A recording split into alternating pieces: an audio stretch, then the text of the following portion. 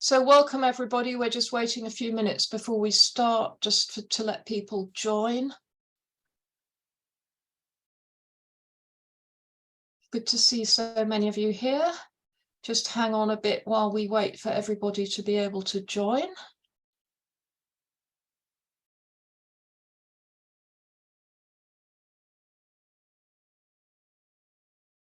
Lovely. It looks as if still a few people trickling in. So we'll just wait another few seconds before we start. Very nice to see so many people here. Thank you everybody for coming. Yes, so Ian, I think we can go ahead now. So welcome to everybody. I'm Louise Pryor. I'm the chair of the Ecology Building Society. And I'm here to welcome you to this online member meetup, which we haven't done before. So it's a bit of an experiment and we'll have to see how it works. I'm very pleased to see so many of you here. I'm going to be joined today by Gareth, who's the CEO, Tim, who's another one of our directors, and Bill and Jeremy, who are two of our borrowers who've done fantastic things with the help of mortgages or lending from Ecology. So how it's going to work is I'm doing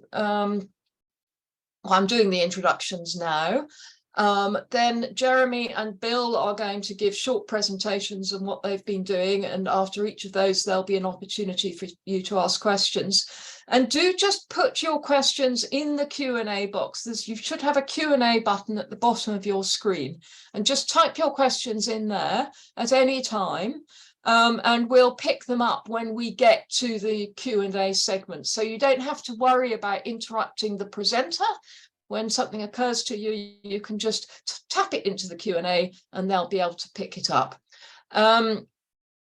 So after Jeremy and Bill have done their stuff, and we've learned, I'm sure, fascinating things about what they've been doing, Gareth will talk about what's going on at Ecology, what we're hoping to do in the next few years, and then you can ask questions on that, or just any general questions really that we'll try to answer. So I think we can get moving then. So Jeremy, over to you. Great. Let's just get my presentation. There we go. Can everyone see that all right? That looks super. Thank you. Fantastic. Well, thanks for the opportunity to come and speak and just share a little bit about what we've been up to in Mid Wales with our Families Project.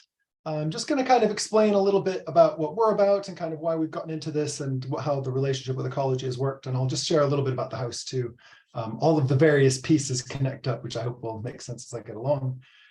So you can tell from my accent, I'm not born in Britain. I'm from Seattle originally, but our family's lived in the UK for over 10 years now, moved to do a PhD and just decided we never wanted to leave.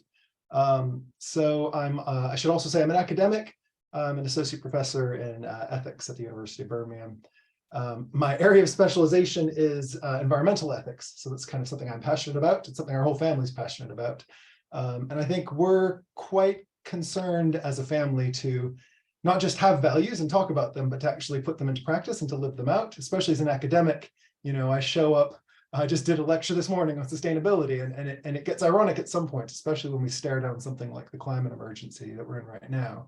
And we're not doing things to kind of address the challenge that we're facing. So I think that's something our families felt really sharply, not just thinking about sort of living sustainably and lightening our footprint as a family, but also about the aspects of justice, concerns around sharing and education, pooling knowledge, all those kinds of things. So when the moment finally came to become homeowners, we were quite concerned to make sure that that was part of the process.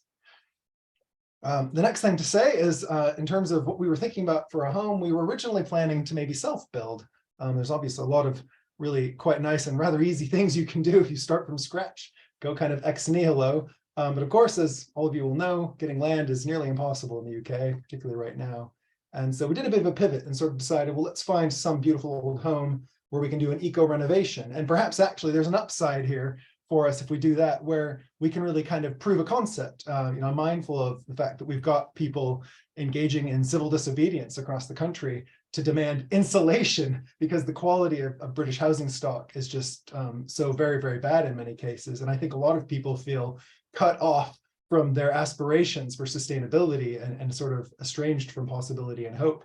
So we thought, okay, if we can get into a house, we can put in some kind of sweat equity. Maybe we can prove a concept for other people. We can do a different kind of social protest. That is by testing out these concepts and finding ways to kind of do renovation. Maybe we can kind of demonstrate these things are feasible for other normal people like us. So there's also the upside really of renovating houses. You're actually working with something which is really already all the carbon has been captured. So actually it's quite a sustainable way of doing building if you can pull it off. Now it's important to point out, especially since we're at an ecology meeting right now, that getting finance was quite hard for our family. I mean, the first challenge we faced somewhat unexpectedly as quite privileged and highly educated people was that some banks were suspicious of our immigration status. I actually had a building society refuse to advance our mortgage application because we were immigrants, even though I showed, the permanent visa and demonstrated employment and all the things which legally entitled us to access to finance.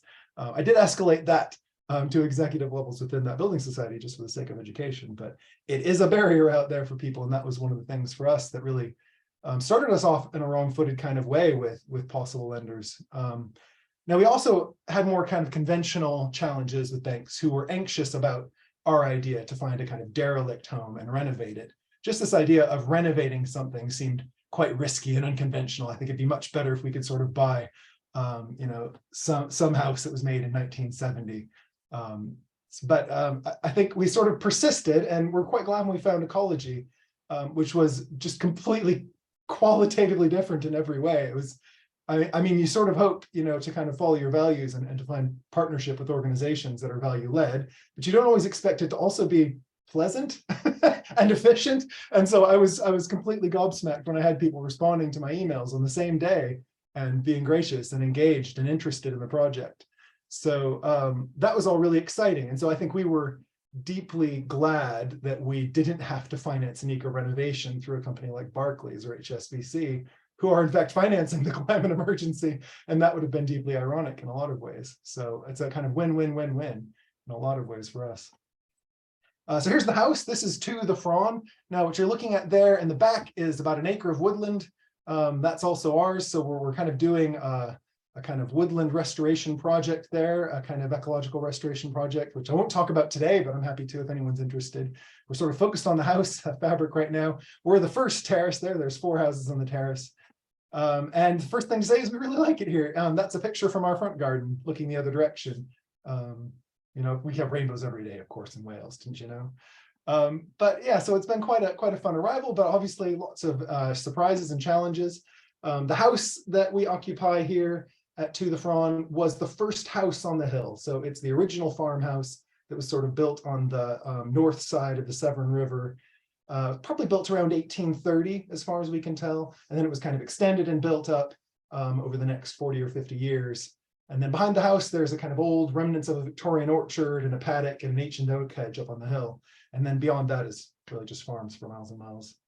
Now, one of the other things I want to emphasize, because when we talk about renovating old houses, I think we can often be quite disparaging about old technologies. And one of the things that I've really found as we've been engaged in this project has been just marveling at the kind of astonishing sophistication of building technology in the 19th century. I think in a lot of ways, that was the kind of final maturation of a way of building. So it's a kind of pinnacle of achievement, which then gave way to a completely new paradigm. We found cement and we were able to kind of build with different kinds of materials. But in terms of masonry and lime and timber, houses that were built in the 1800s were sort of as good as it gets, actually. They weren't damp. People knew how to heat them and how to ventilate them. And so they were actually quite amazing pieces of engineering. And I do continually uncover bits of engineering where I just sort of think, how on earth did they do that without a laser level? So the house is double brick walls, about 12 inches thick in some places, timber sash windows, Welsh slate on the roof. And it's got lime plaster, which is about 3 centimeters thick, which is kind of astonishing. Hardwood floors over suspended timber. And then you can see a picture there of the kitchen. You can see they put these horrible carpet tiles over it. That actually underneath there is quarry tiles, which we've restored. And of course, we've chucked all those cabinets because they were rotted through to nothing. The house has 7 fireplaces and 5 bedrooms. So there's a kind of introduction. One of the things about it being a very early home and a kind of prestige home probably in this area is that all of the infrastructure, we have basically every possible type of infrastructure represented somewhere in the house. So I've got electrical wiring that's 20 years old, and then I've got some that's 50 years old, and then I've got some that's got lead sheathing. We've got the original lead gas pipes from the early 1900s, still under all the floors. The water was pump fed. There was a cistern on the hill and a pump in the bottom of the house, and all that infrastructure was sort of still in place, although we're on mains now. But so really kind of an interesting and exciting opportunity to kind of see how house building was done. And essentially the house was unrenovated for the most part, except for small little interventions from kind of where it was probably in 1890, 1900. Now there's some renovation challenges that we had to face with the house, and we got in eyes wide open on everything, but there were some renovation challenges around damp issues. Now it's interesting to note that all of the dampness that we found in the house was there from some intervention sometime after 1950.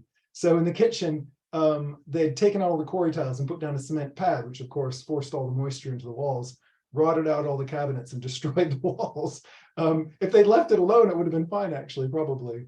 So we had some big issues in the kitchen and smaller little damp issues, mostly due to bad pipes and bad plumbing in a few places in the house. I had to replace all the electrical wiring. We had 4 rooms that didn't even have electrical sockets.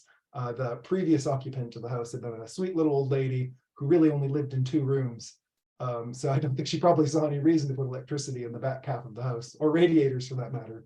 The house was on a gas boiler, an extremely inefficient central heating system with thin, inefficient radiators everywhere, rather drafty, and very, very expensive to heat. I can't imagine what the house cost to heat, or what it would have been now if we hadn't done some difference at some of the work that we've done. The other thing to say is that probably the biggest challenge is we couldn't find anyone to help us with the work. I'm not sure if anyone else has been involved in renovation in the last 2 years, but I think that just the way that things have gone with the pandemic and lockdown, everyone's decided to do renovation. So we were at the bottom of the list being newcomers to the area. So I sort of had to learn to do some of these things myself because I couldn't find anyone that I could pay to do them.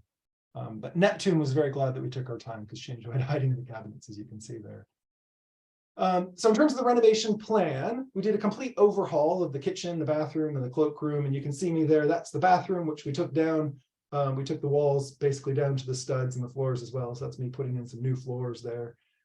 We installed an air source heat pump. We went with a NEBE, a 16 kilowatt, and an unvented water cylinder. We replaced all of the most of the radiators. We moved a few around, but for the most part with larger radiators. Although I got most of these on Gumtree and Facebook Marketplace, so some nice recycling there. And then we put smart TRV valves on all the radiators. So the whole house is now kind of zoned. Every single room is a separate heating zone. We installed electric high efficiency appliances. So that's an induction range in the kitchen. And just about anything else that might have used gas is no longer in the house. And then in July, we had them take the gas meter out. And it was quite a beautiful moment actually for our family because we'd been wanting to get away from using fossil fuels for so long. It took a little bit of time, but we were able to just disconnect the gas meter and say, okay, we're on electric now. We're using Octopus energy, so we know that's all coming from wind turbines for the most part. So we're now a fossil fuel free family. That felt really amazing. Not just because we could sort of, virtue platform and brag about how awesome we are, but just because we could sort of say, hey, look, we're normal people. We did this. It's possible, folks. And it's something then that, we can talk with friends and students and neighbors about. And lots of the neighbors were very interested in the air source heat pump. The other thing I should mention, I'm a bit of a geek, of course, because I'm an academic. So we're working with this kind of fantastic Victorian technology, but we've also been integrating lots of kind of modern technology as well. So we've got Wi-Fi and Zigbee. I've got little sensors in every single room where we can keep track of the humidity. They're not expensive. They're about £6 a piece. And the next bit of work, we're looking forward to putting on a solar array on the roof, reglazing all the timber sash windows with some high-spec double-glazed units, putting in a wood-burning stove in the front room, and then hopefully we'll paint the walls and be done for a couple of years, and then that'll be us.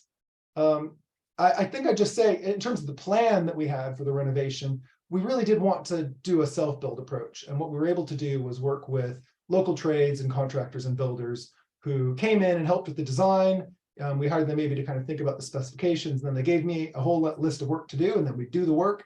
I might bring in some friends to help sometimes. And then if it got really tricky, we'd bring, a guy back in, and he'd just come in for a couple of hours and do a bit. And then they'd come at the end and kind of make sure the work had been done. And that worked really well for our family.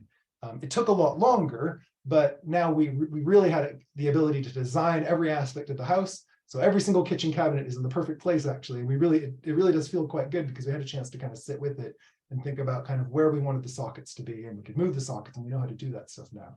So that's been quite fun. A few things that we've learned. This is the boys' room where we put in some bunk beds. They're a bit more polished now. Some things that we've learned about this process really is just to respect the technology. Victorian homes were really impressive pieces of engineering. They still are. There's lots of ways in which buildings built with lime have fantastic kind of ecological benefits and health benefits. They come from local materials. They're easy to repair. And I've learned also to be a little bit wary about building inspectors. We had a RICS inspector come in and look at the house and tell us about all kinds of damp issues. So we took a ton of that beautiful lime plaster off the walls in some of the rooms and discovered there were no damp issues. And as it happens, apparently RICS inspectors don't always know how lime works, and their instrumentation fails. The other thing we've learned is that we can do stuff. I think we came in feeling a little bit anxious, but curious, and gradually we've been able to take things on and learn new skills. One of the other things we've learned is just that there's different ways of thinking about sustainability building houses. I've got lots of friends, well, a few friends at least, who've built passive house spec new build homes. That's very exciting. They are indeed very low energy, but there are other building systems like straw bale and breathable lime masonry build, which have different kinds of paradigms of thinking about sustainability, where you get more airflow and less about controlling ventilation. But still, there's merits there, and there's upsides to it. And that means that lots of our housing stock can be renovated to a kind of sustainable level. And then the final thing we've learned is that anyone can do this. I mean, I've got a PhD and I'm very curious, and I've got some free time now and then, but really there's nothing that I've done that drew on that kind of level of information. I mean, it's just watching YouTube videos and talking to builders and being a nice human being and being open-minded and admitting when you don't understand something. So we've learned those kinds of things and developed a certain amount of grit and determination. So I guess I would just kind of, there's Isaac, he was helping me replace some floor joists there. Of course, he was very happy when it involved large hammers. I guess I just finished by saying, to the members and those who are here, I think I really want to emphasize how much we can actually do to make our homes sustainable. I do think it wouldn't have been possible if we didn't have a partner on the finance like Ecology, who kind of understood the concept of doing renovation and taking a house and making it sustainable. So there's lots of ways in which the partnership made it possible, but I would really say that these are all things that normal people are able to do if you take a bit of time and you work on the weekends and you work with your friends. Victorian homes in particular, the technology was made in such a way that people could repair their own homes. That was part of the kind of genius of it. So timber sash windows are made to be easily removable. They're made to be able to come apart as a frame and rebuild them in simple ways. So you don't have to be a kind of master carpenter. That was the whole point of the simplicity of the design, so people could work and repair their own homes. So that's probably enough for me now. It gives you a little bit of sense of our project and kind of the vision that we had and some of the kind of partnerships that we've had with Ecology. So I'm very happy to sign off now and have a look at the questions and hand over. That's great, Jeremy. So if you turn your camera back on so people can see you, because we do have some questions. Somebody was asking, were you living in the house while all this was going on? Which I think it looks as if it was quite drastic, some of what you did. You're on mute still. Yeah, we didn't move in until I was finished with fixing the floor joists in the front room. So you'll be glad to know that was just a bit of play with the kids. Mm-hmm. But yeah, we didn't really have a functioning kitchen for a month, and that was okay. We just had a burner and we kind of lived with it. And I think commuting to the house for all the renovations would have been a lot of extra bandwidth, actually. So it worked okay to live in the house. We got to know our neighbors a bit better, actually, as part of that as well. Mm-hmm. I can see a question here from Susan about repair and the idea of renovation. I should say I've been working with, as an academic, with some design artists around the notion of commons and repair. And it's been really fun to kind of see the ways that repair can be such a way of finding agency and a way of pooling knowledge. And so it's a different way of thinking about houses. But I think it's an interesting pathway into thinking about sustainability, maybe more around commons, actually. Yeah. Just as a matter of interest, what I guess EPC ratings is the obvious thing. How good have you managed to get this house? Yeah, well, so EPC is an interesting thing. When we installed the air source heat pump, the EPC went down. Great. And part of that is because the EPC works a little bit like LEED certifications. It's a points-based system, and some of the points come from affordability, because insanely enough, renewable energy is more expensive than buying gas. So there's some challenges there. We're at low EPCE. I think after we get the panels in and we get the wood burner installed and all the kind of windows finished, I'm hoping we might get up to C. That's kind of my aspiration for the house. But to be honest, what I'm really going for is a comfortable house that doesn't use very much energy. I'm not sure how much the EPCs always correlate to that, to be honest. No, indeed. And have you had to, like put a lot of insulation in the loft or anything like that, or was it all pretty much okay? So I mean, it's interesting to see the way the house was built, and living in it also helped us to appreciate the way that thermal mass really works as a kind of aspect of building. So, we open the drapes and the windows, and the walls just hold pretty much all the sunlight they can get. So we don't really have to heat the house at all, I would say probably from May till October. In terms of insulation, we're insulating under the floors, we're insulating, I'm going to add a bunch of more insulation to the attic. We haven't done wall insulation because the walls are quite thick, but I'm going to kind of wait and see how this winter goes, and we might go with some in-wall insulation as well. I mean, that's an interesting point, because presumably you insulate the walls, and that means you don't then get the thermal mass effect so much. No, exactly. It will undermine it'll undermine some of the kind of the way the masonry is supposed to work. Yeah. Part of the challenge there. I noticed a few people have asked about wood burning stoves. I'll just say it's a DEFRA certified eco-design stove. So the PM particulates coming out of the stove are pretty much non-existent. And it's about 82% efficient, which is only slightly less than a gas boiler. So, we're not going to be burning that a ton of the time. Obviously, the air source heat pump's heating the home, but we'll occasionally have a bit of ambiance in the front room. And timber is something we can get from a local woodland, and we can kind of support local enterprise. So in terms of the heating technology, it's fairly sustainable, especially compared to gas. Yeah. And when you get the solar panels, somebody's asking about whether you're off grid. Well, obviously you're not off grid at the moment, but are you going to go the battery route and so on, or and how effective do you think that will be? Yeah, well, and we'll have to wait and see until when the project's done, but we've got a lot of roof and it's all south facing. So we could get up to 14 kilowatts worth of panels up there, which would obviously be more than we could ever use. So we will put in some battery storage. Who knows what is going to happen with electricity prices over the next couple of years, but I think just in terms of building its capacity, I think we'd like to obviously be grid positive. That's the kind of next step. I think now that we're fossil fuel free, the next step would really be kind of feeding energy into the grid rather than taking from it. And the overall usage of the house is fairly modest. It will get better, I hope and imagine. I mean, that grid positive thing is interesting, because if you take it over time, I think admittedly we have gas heating in our house, which is, we haven't managed to do anything about that yet, but certainly we use the electricity and the solar for heating our water and for everything else. And certainly over the year we're grid positive, because in the summer we're massively positive, and in the winter we still, 2 years ago I think, on the shortest day of the year, we still managed to heat our hot water using the surplus generation from our solar PVs, which was great. So I mean, I think overall net grid positive isn't difficult if you measure it over the course of the whole year, but day to day, of course, it's a great deal more difficult. That's been great. It was just so interesting hearing about it, from the ground, as it were. Somebody's saying, if you insulate walls, will it spoil breathability? So people are getting better with wall insulation. I'm still a little bit skeptical of the technology, to be honest. You can use hemp, and you can use wood wool boards. I mean, so there's kind of breathable materials that you can use. There's membranes you can use.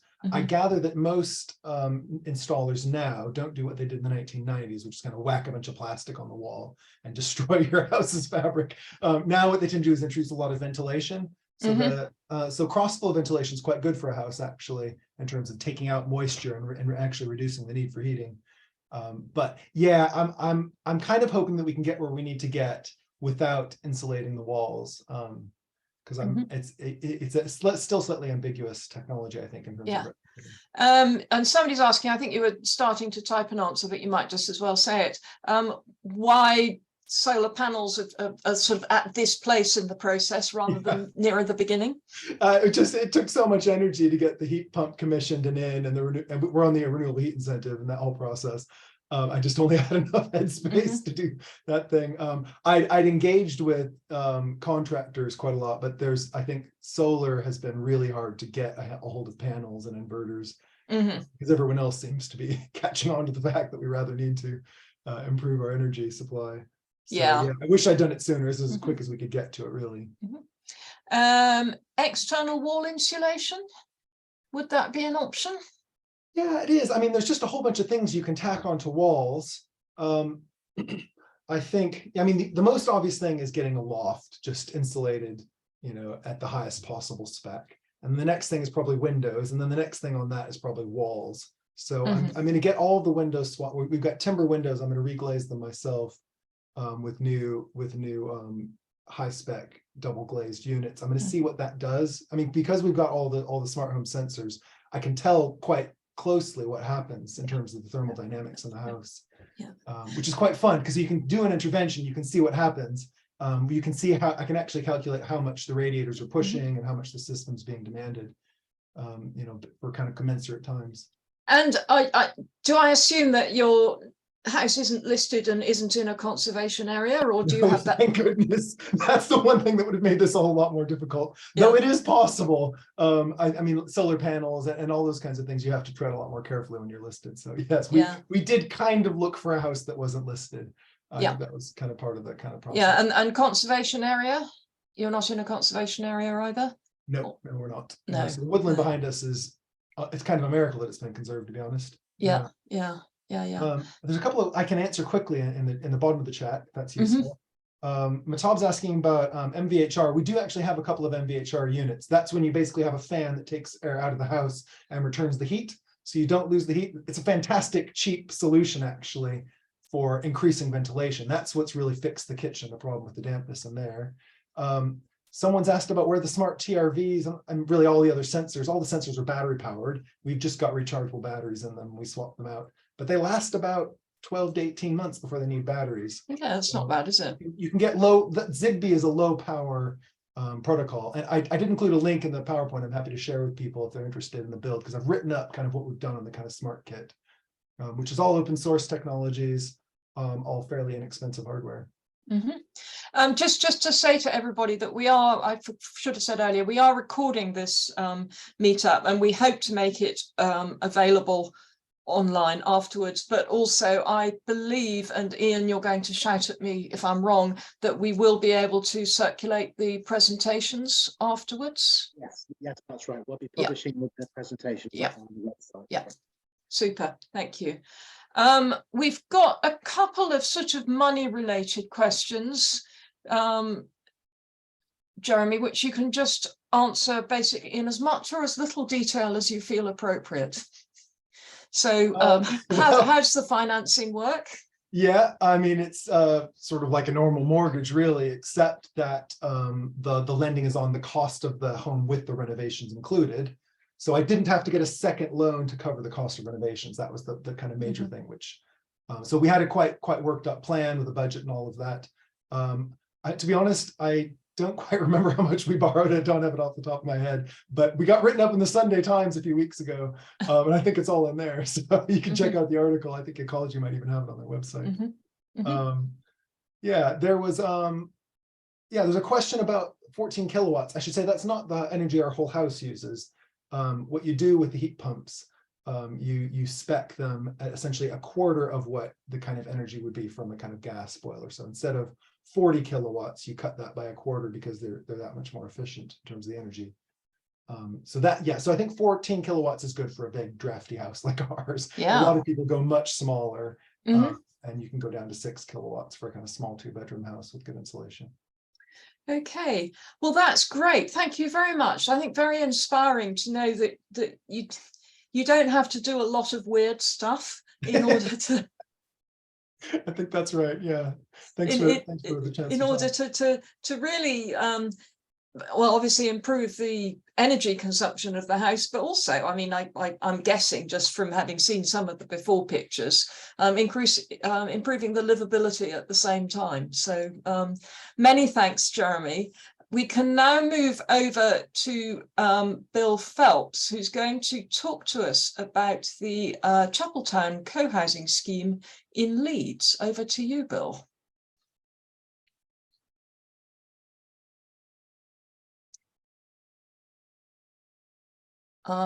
Bill, we can't hear you. If you're trying to say anything, maybe you're still on mute.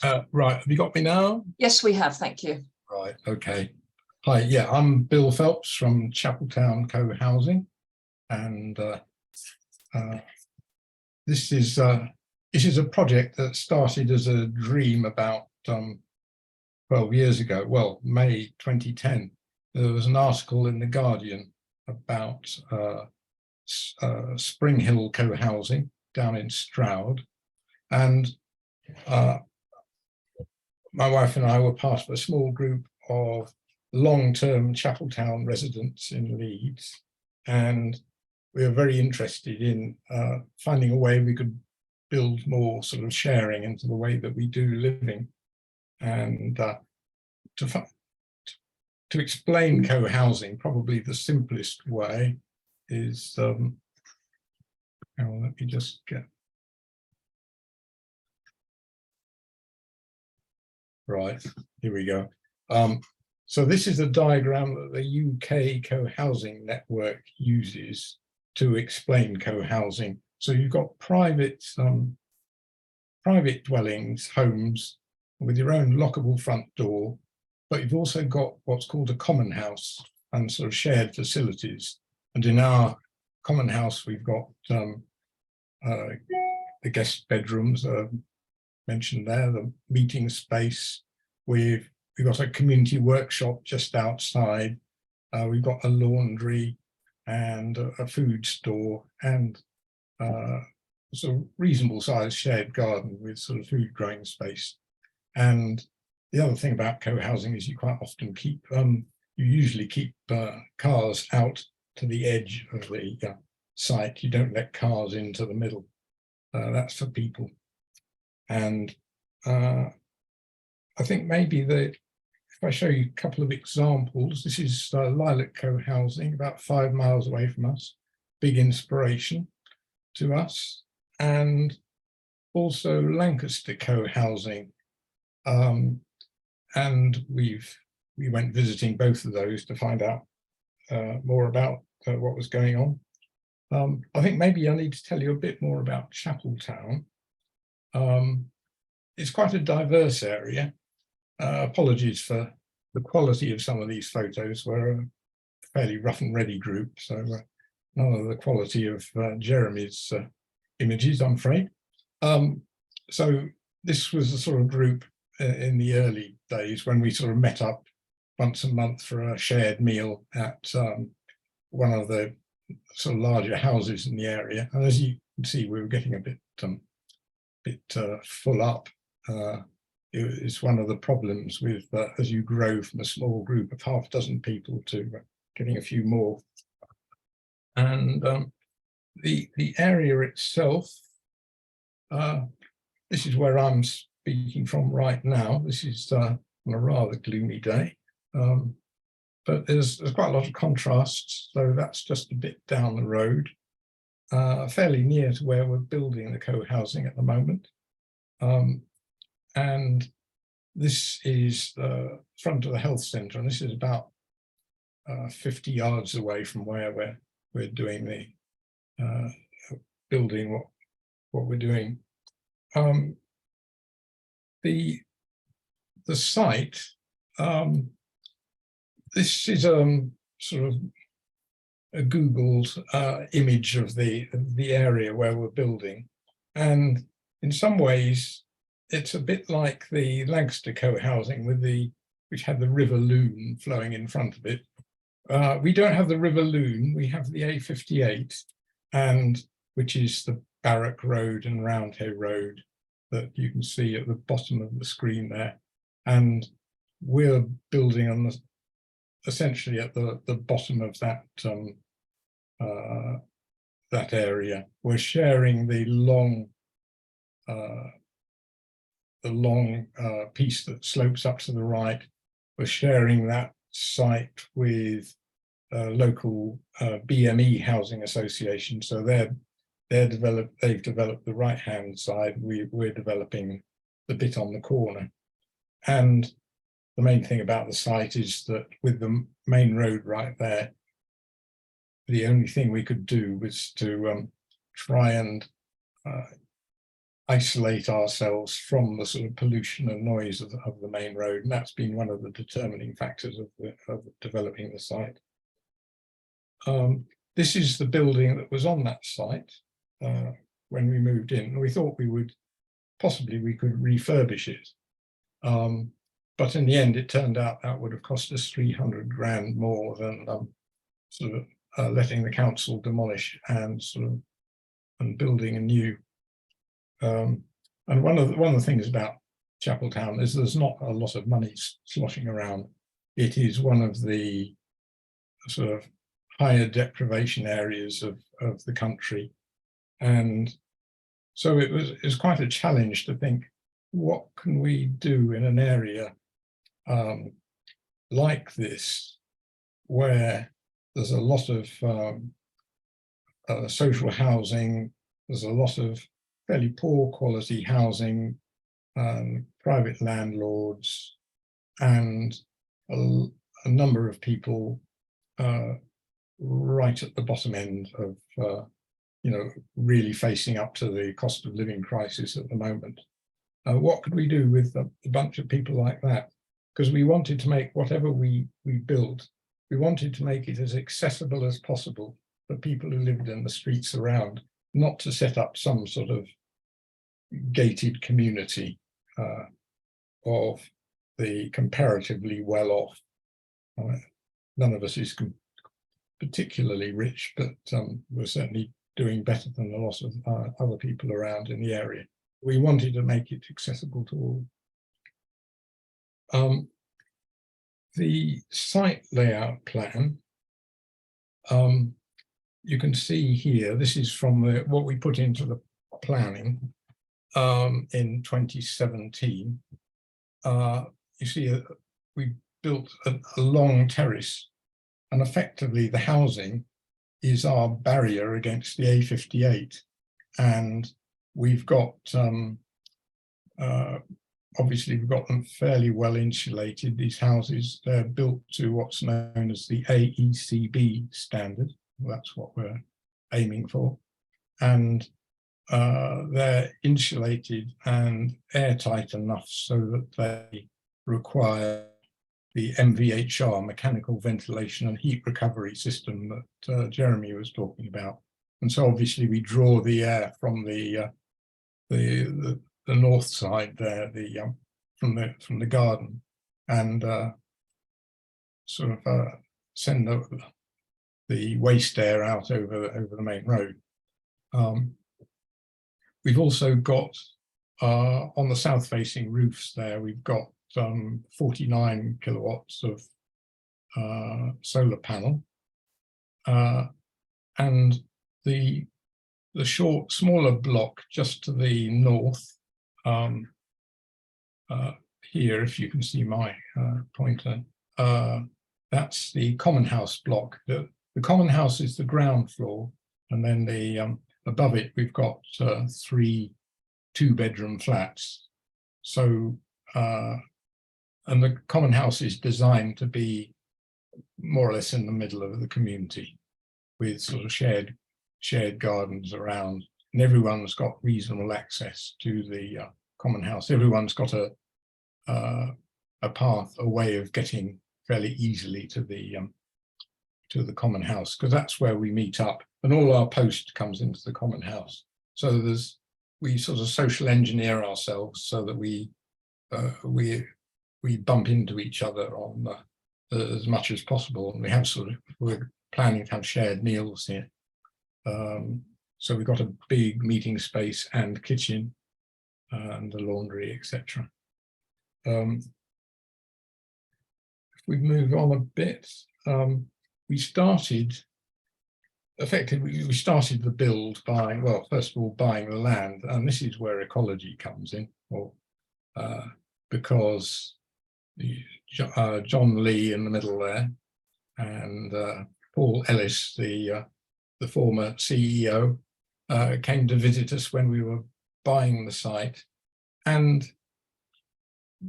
essentially we wouldn't have been able to get as far as we have got with without ecology, because as Jeremy pointed out,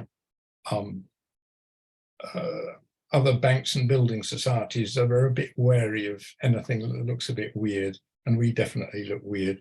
We're a housing cooperative, and we're an intentional community, and we're doing sort of shared ownership and fully rented, sort of mix of tenures there, and no one else would look at us for funding, really. And it was only ecology that would consider us, and more than consider us, we're very enthusiastic.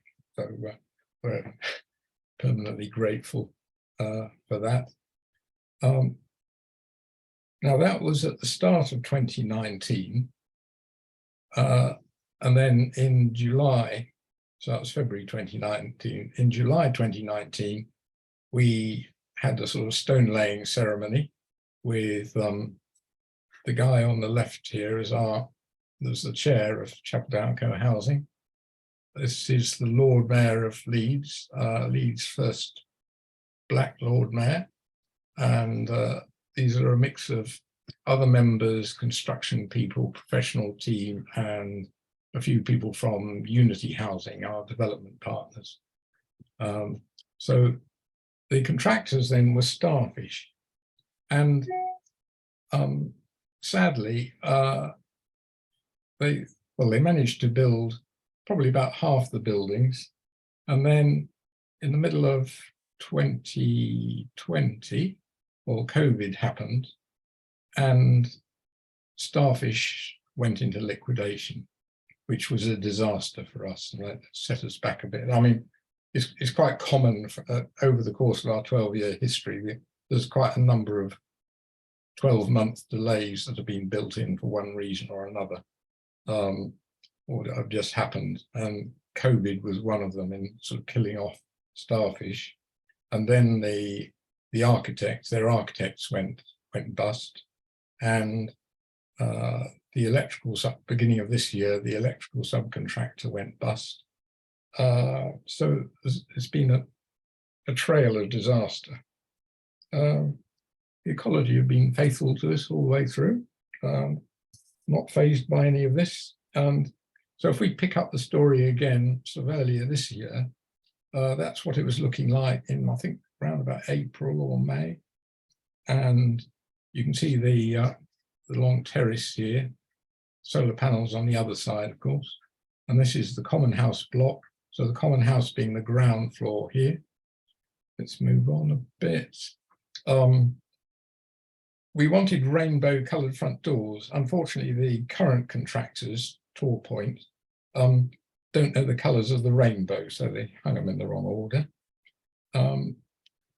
And in each of the houses, units, there's one of these beasts. So that's our MVHR unit. It's absolutely massive, but this is what does the recycling of the heat. So bringing in fresh air and warming it up with the stale air that's going out through a heat exchanger. This is some of our members examining the skylight for some reason best known to themselves. And this it's hard to get a good view of the common house at the moment, but this is one end of the sort of main meeting space, and looking out through the patio doors of the long terrace in the background. The common house, sadly, is going to be delivered last. That originally we wanted it finished first, but what with the Starfish going into liquidation, and all the confusion getting somebody else in, the original program got inverted, and so now we're moving in.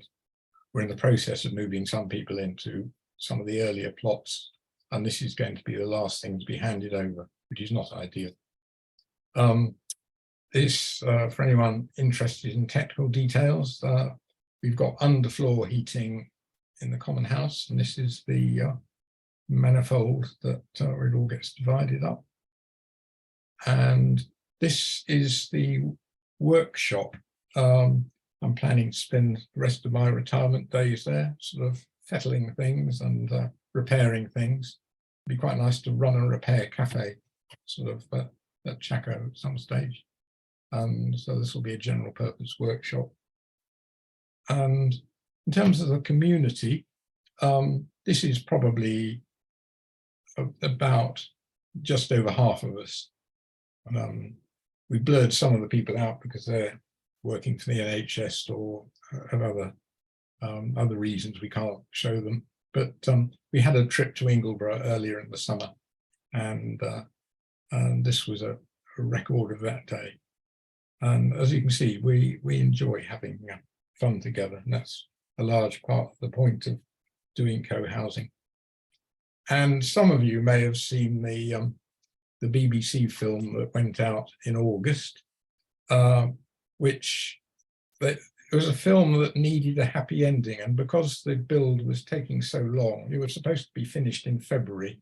We still don't know quite when we're going to be in, and so they filmed the contractors handing over the keys to David, the guy in the middle, and they set up these nice ribbons on the doors, and cutting the ribbons, opening the doors, settling in, carrying in boxes.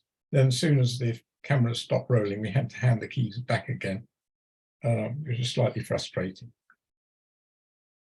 But now we've reached the stage where members are for real moving in, or at least laying their own flooring, and some of the keys, probably about a third of the plots, they've been handed over, but it's a very stressful time. And I'll just finish with this slide, which is a sort of an architect's impression of what we were going to end up with, which is fairly accurate. So if I leave that there, then for a bit, you can see what we're building, what we're aiming for, some of the principles: affordable, low energy, rent or buy, community-led, cooperative. And I think that's probably it. Well, thanks, Bill. That was absolutely fascinating. Obviously on a bit of a different scale to what Jeremy was doing. And, doing new build rather than renovation raises whole different issues. What do you think? It's been a long, hard journey. It's taken you, 12 years to get this far? Yeah. What's the best thing that happened during that 12 years, and what was the low point? The best thing, I think, well, certainly the finance coming together was pretty amazing, and I think at the time we probably had the record for the biggest amount borrowed from ecology, 2 million quid, I think it was. Mm-hmm. Yeah, I'm not on the finance team, but I'm fairly sure that was the amount. I think since then you've increased the capacity of what you can lend, but that was certainly something that seemed to go remarkably easily. I think another thing was these are ordinary people in the streets around, or some of them. We say we want 2/3 of the people to come from the Chapeltown area. It's very much a Chapeltown focused project, and we decided we would try and raise loan stock, sort of short-term or medium-term loans from friends and family, very high risk and not paying much interest. but that's what you can do with a cooperative. And to our surprise, within 2 or 3 months, we were able to raise £650,000 that way. And in fact, now altogether, the total amount of loan stock we've raised is just about £1 million. Goodness me. Which for a not very rich area is I still find it amazing, and I still don't quite understand how we did it. So that was some of the good things. Some of the bad, obviously, the starfish going pear-shaped was awful, and yes, I think that was probably the low point. In fact, the financing bit feeds into a question we've had. Somebody says, I'm involved in a project to change a communal house, an ex-Victorian pub, into energy efficient co-housing, and we're trying to work out the financing to buy out some of the existing co-owners and do the rebuild. How did the timing work regarding that, and did you need to use specialist accountants alongside the ecology? You just said you weren't on the finance team, so maybe you don't know the answer to that. I don't know all the details. I've got a actually, if I move on one slide, there's something that might help a bit. Hang on, where am I?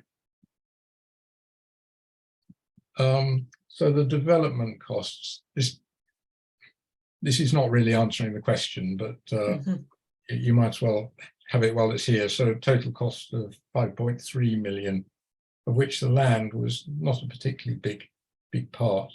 The build cost being the main one at 4.4 million. And then the income, sort of grants and donations, we've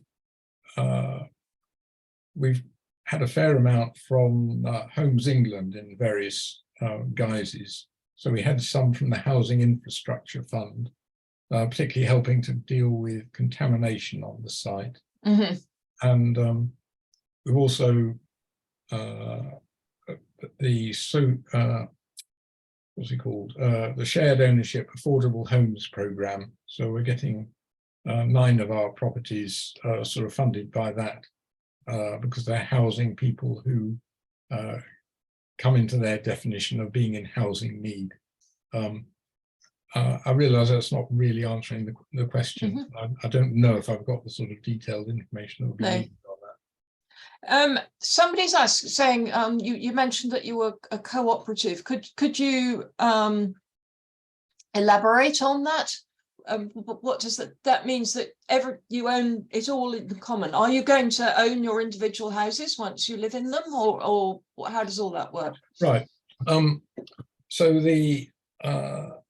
So Chapeltown Co-Housing is the cooperative, and it owns the land, freehold, and then some of us nobody can buy their property outright, but my wife and I are going to be living in plot 12, which is here on the bend and the top one, and we're going to be buying 99% of our property, but Chaco will retain ownership of the 1%, and we're buying it on a 999-year lease.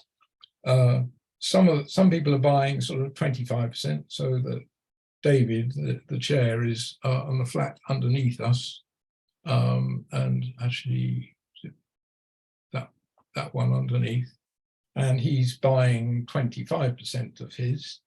And at that sort of amount, the deposit he requires for that only comes to about a couple of £1,000, I think, which is, it does bring sort of part home ownership, within the reach of people on not particularly high incomes.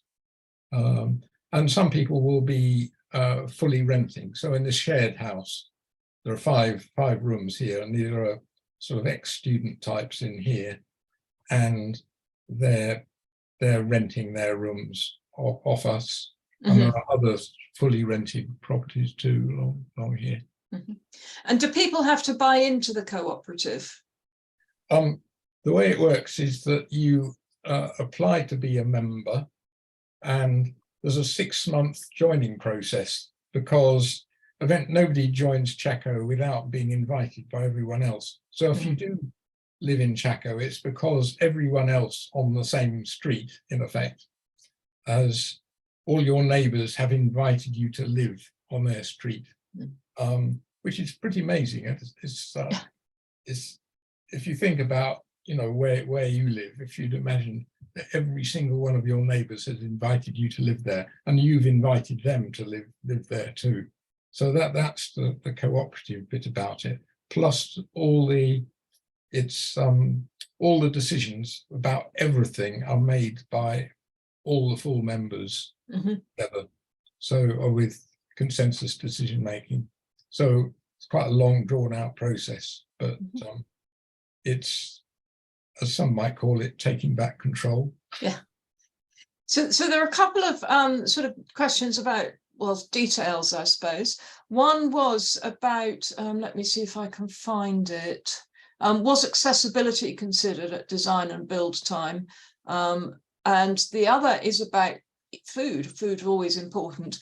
Do the houses, do they have individual kitchens, or how much of the meal preparation is done communally and how much individually, that sort of thing? Yes. The accessibility thing, yes, every house has, there's level access to the common house, so it's all wheelchair accessible, and but the problem is that all the 2-bed units, just the way it worked out was that we couldn't fit in the mix of 1 beds, 2 beds, 3 beds and 4 beds without having all the 2-bed units floating above a 1-bed. So these steps that you see in the back garden, they're up to 2-bed units, or sometimes large 3-bed units, and with a 1-bed underneath. So that is a problem with accessibility, but everything has been designed so that all the stairs are big enough to take stair lifts, and all the doorways for taking wheelchairs, etc. That was certainly the intention, to make it as accessible as possible. I think in all the muddle up of contractors, I think some of this stuff has got lost along the way, which is a pity. But we do have a requirement that at least 15% of the households have somebody with are there for people with a mental or physical disability, and we have various things in our allocation policy to do with ethnicity, age range. We're trying to be diverse in a way that reflects what's going on in the rest of Chapeltown. Sorry, what was the other? The other question was about food prep. Yeah. Yes, it's easy to get the impression that it's a commune. It's not. So all the homes are fully self-contained, you know, with everything you'd expect to find in a home. They can have a slightly smaller footprint because we've got these guest rooms in the common house. So you don't have to have a spare room just to be able to put up an occasional guest. And I think with most co-housing projects, people know each other well enough so that even if you get a lot of people having guests at the same time, you'll normally find somebody who says, oh, you can, you know, we're going to be away that weekend, you can use our house. So there's a lot of trust and sharing within the community, which is the whole point of the thing, really. We do have some more questions, but I think we're running out of time a bit. So thanks very much to everyone for their questions. And if there's any in the list that we haven't got round to, Bill might find time during the next presentation just to type some answers in, because he was at our Leeds in-person meetup. So he's actually heard quite a lot of what Gareth has said before. But Bill, don't feel you have to, obviously. Anyway, if we can now go over to Gareth, who's the CEO of the Ecology Building Society. He joined us just in June. Actually, can we switch sharing? That's better. And he is going to talk to us about our 2030 strategy and basically just what's going on at the Ecology. Over to you, Gareth. Great, thank you very much, Louise, and good afternoon, well, probably good evening, everybody. I'm probably reminded right now of the early days of lockdown, whereupon I attended an online comedy gig, whereupon the comic said how difficult it was to gauge the audience feedback in the echo chamber of talking to yourself. So at this point, all I can hope for is that everybody can hear me. I just thought it would be right to tell you a little bit about me. Having landed at Ecology Building Society as your chief executive, as the members' chief executive back in June, thought it was only right to tell you a little bit about myself. So you'll see a little bit of my career history, and I'm going to go into that momentarily. But I just wanted to start by talking about my North Stars, and really, I guess, what gets me up and out of bed every morning, other than the family that you can see out on a nice, beautiful day as we rode out into the countryside. But my two things, and the things that I really focus on and try and spend the majority of my time on. One, my goal and aim is to make it easier for colleagues to be able to serve our members, and then really in the decisions that we take to put our members at the heart of everything that we do. And that is really, really important to me. And I take my role as your chief executive very seriously. So I am looking forward to the questions at the end. But a little bit about me. I joined the Air Force when I was 18, and 3 months into my basic training, unfortunately found out that I had a lung problem, which apparently doesn't make it advisable to fly fast jets at 30,000 feet. So I left the Air Force, and I took my place at Nottingham University to read law. Other than one day, I realised that I didn't want to be a lawyer. That was my parents' dream rather than my own. And so I thought, well, the second best thing to being a lawyer is probably being a banker. At which point I've spent the large majority of my career at HSBC, undertaking roles in their branch network, strategy and planning, product management, and mortgages. I left HSBC in 2017. I actually took redundancy, and it was one of the best things that I ever did. Frankly, by the end of my time at HSBC, I was really quite disillusioned with the mainstream financial system and what I see as the pernicious side of banking. And candidly, I was looking to do something completely different and have a bit of a career change. In doing so, I actually made my one career mistake, which I think is allowable, and everyone can do that. And I joined the RAC as Director of Customer Service and Transformation. My whole job was to try and move the organisation forward to be a really member-focused organisation, one that was preparing for the advent of electric vehicles. I left after 18 months, and I think the legal agreement precludes me from saying any more. No, I'm kidding, but it was my one kind of big career mistake. But in doing so, it taught me a hugely valuable lesson. And that hugely valuable lesson was that your values absolutely have to align with those of your employers, because we spend an awful lot of time at work, more so than we ever do at home with our loved ones. And so therefore that real alignment is important. So I joined Triodos Bank, a small, ethical, sustainable bank based in Bristol, which is where I live. So I spend an awful lot of time up and down the motorway in my electric car as I make the easily commutable 221-mile journey up to Silsden, where our head office is, which is where I really do enjoy spending my time with colleagues. But at Triodos, I really did learn the value of that values alignment. And it was an opportunity for me to make the difference that I've been wanting to make for some time in terms of the sustainability agenda. And so when I got the phone call to apply for the role of CEO of Ecology, it was an absolute privilege and an honour to do so for three very clear reasons for me. One is that, and I talked about the values alignment that is so important, and you can clearly see that my values and those of the organisations very nicely align.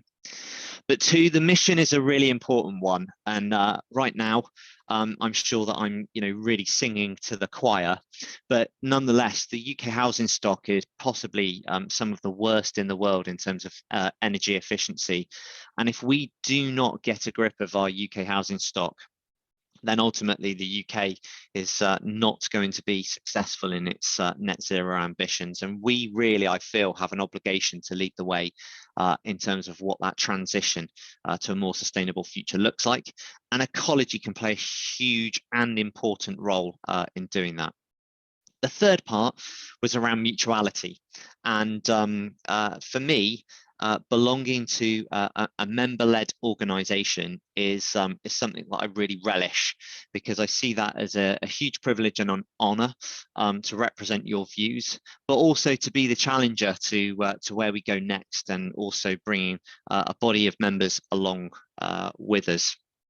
And so that journey then, how is it looking in terms of how your society is shaping up? Well, I'm really pleased to say, and my team have given me a lot of counsel on this next part, but I'm really pleased to say that actually this year, this will be a record year for profit for the society. And that has been ultimately as a direct result of a record 2 years worth of impact-led lending. Now, as a triple bottom line organisation focused on people, planet, and then profit, clearly profit is still an important part of that dimension, because really what profit allows us to do is reinvest that back into retained earnings and retain that as capital. And that capital then allows us to be involved with really innovative projects, two of which are really exciting that we've seen today. And so we remain well capitalized, and we remain well funded, and that is as a big result of the loyalty from our values aligned members. So a big thank you, I think, is where I wanted to start.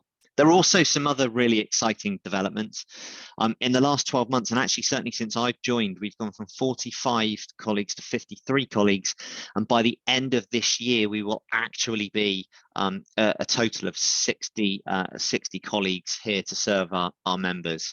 And I'm going to finish at the end of my presentation by talking about our colleagues and just what we're up to in terms of supporting our colleague body. In terms of our bigger agenda, agitating for change, and how the society's doing there, we've done some really exciting things this year. We've won a number of awards. For those of you who may have been in Harrogate at the weekend, thank you to a couple of people that are on this call, certainly for attending the Home Building and Renovating show. We have exhibited a significant amount this year, and what always amazes me is the number of people whom have never heard of Ecology Building Society, but absolutely love what it is that we do when they find out about us. And that is one of the ways, along with our submission and applications for awards and local community initiatives, that we're looking to try and drive up the overall awareness of what we are doing at Ecology. And I'm going to talk to you more about awareness later. We continue to lobby in some of the highest corridors of power, and I'll just point over to the kind of the right-hand side in the picture that you might be able to see of our chair at the Houses of Commons, Houses of Lords. with what looks like a very perplexed Michael Gove. I'm not sure whether at that point in time he was trying to work out which ministry he might be running very shortly, but nonetheless, what I think that picture shows and demonstrates, along with the fact that my predecessor, Paul Ellis, gave evidence to the House of Lords Environment and Climate Change Select Committee, the results of that were published a couple of weeks ago, is that we are trying to have our voice heard at the highest levels of policy making, and we're really trying to influence the key issues of the day, and we will continue to do so. So I just wanted to talk about the impact that as our savers, and in fact this is our 5th and final member meetup of this year. It would be lovely to get your thoughts on feedback as to whether we should do more of them and how we should do that. I thought it was really important to be able to share some of the other really impactful stories that we've worked on this year. So you'll see on the screen in front of you the Nith Valley Community Land Trust. This was the first community-owned passive house certified homes up in Scotland, and that was built alongside a partner organisation to respond to the area's shortfall in affordable housing, and has really made a difference to the residents up there. Now we've got Broad Hempston CLT, and that is actually down in Devon, and we helped to refinance some of Broad Hempston's borrowing needs because they were a community land trust building EPC A-rated self-builds, a very innovative project down there. You'll see the open house project, and what I love about this was a series of farm buildings which were dilapidated, a problem which we see replicated across many parts of the UK, and we actually advanced several loans to convert a series of those dilapidated farm buildings over in Sheffield. This is Bunker, and you will have seen actually one of my picture right at the start was a member holding a bunker sign, and due to a significant amount of second home ownership in Brighton, the area's housing costs became completely unaffordable for a high number of the local residents, and this was a response to actually an abandoned garage site in Brighton, where they created a community of really affordable homes, but using a modular homes design. And I'm going to talk a little bit more about our approach to modular home design a little bit later. And then we've just heard all about Chapeltown Co-housing, which is a really innovative project, 29 dwellings, as Bill talked to us about, over in Leeds. Now, I've also taken some quite significant counsel from my team on the next bit, so please bear with me because I know it's getting to just after 5, and hopefully hunger isn't setting in, because I do want to share the fact that the reality is there are a number of challenges that we are facing into as a building society. And I'm sure that none of this will be news to many of you. And here you can see what I'd almost class as the molar of inflation. But we're in a time period where inflation is absolutely soaring and isn't really due to come down throughout the whole entirety of 2023. That unfortunately has an unhappy bedfellow of being coupled with high energy prices that we all know, and you can clearly see the kind of steep cliff there as we approach the energy price cap point in time back in May, and then again in October. Now, I would like to say and reassure many of our savers that actually for our mortgage customers, because they have focused, our mortgage members, because they have focused very strongly on the energy efficiency of their properties, with over 65% of our borrowing members actually getting our sea change discount, that the rising energy prices don't necessarily affect the borrowing members as greatly as the rest of the marketplace. But the reality is that belies probably some of the truth. I read a report the other day that said over 50% of savers are having to rely on their savings and are dipping into their savings every month just to top up and complement their incomes to try and afford the high energy prices. So this is something that is very much on our mind ecology, but really underlines and reinforces the importance of the actions that that we're taking to support our members. This next slide is just probably a week out of date, so forgive me for that, but this is around gilt yields, and this is around the interest rates that we all may potentially pay into the future. And with another Bank of England base rate meeting due for the middle of December, whereupon we expect interest rates to rise by another 25 basis points or 0.25%, we're steeling ourselves for yet more interest rate increases and a high interest rate environment that will persist throughout the next 2 years before coming gradually down.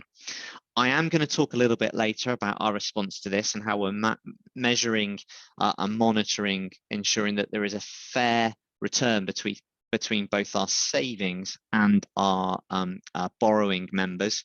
And in fact, for many of you, the eagle-eyed among you, I hope that you may well have saw Martin Lewis strongly recommending Ecology Building Society on his show this week for our market leading rate in our instant access cash ISA.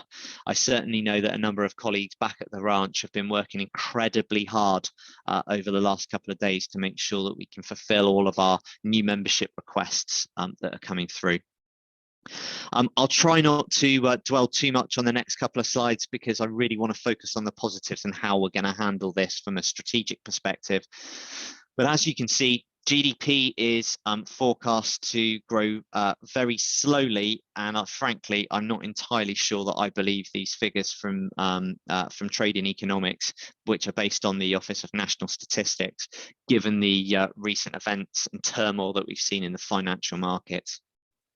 The next two slides are broadly correlative in so much as this slide shows that household net worth is declining, and this is the story. Why is that debt to income is increasing? And what that really means is that sadly in the marketplace as a whole, many consumers are having to take more debt on just to survive, just to pay the bills, and people are also having to dip into their savings to try and actually make sure that they can not have to make the decision between eating and heating. And I think one of the things that I am absolutely passionate about is the social inequalities that exist in this country. To put that into context, my family is from a small mining town in Merthyr Tydfil in Wales.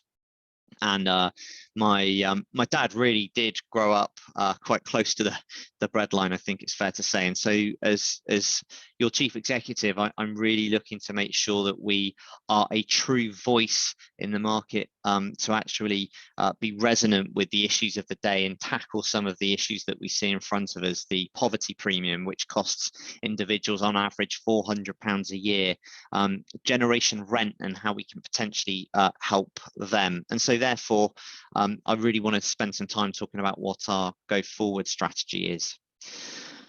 This last slide is the last kind of slightly gloomy, depressing macroeconomic slide, and is really talking about, in fact, sorry, there's one more, the hockey stick of house prices, where house price growth is significantly muted over the next couple of years.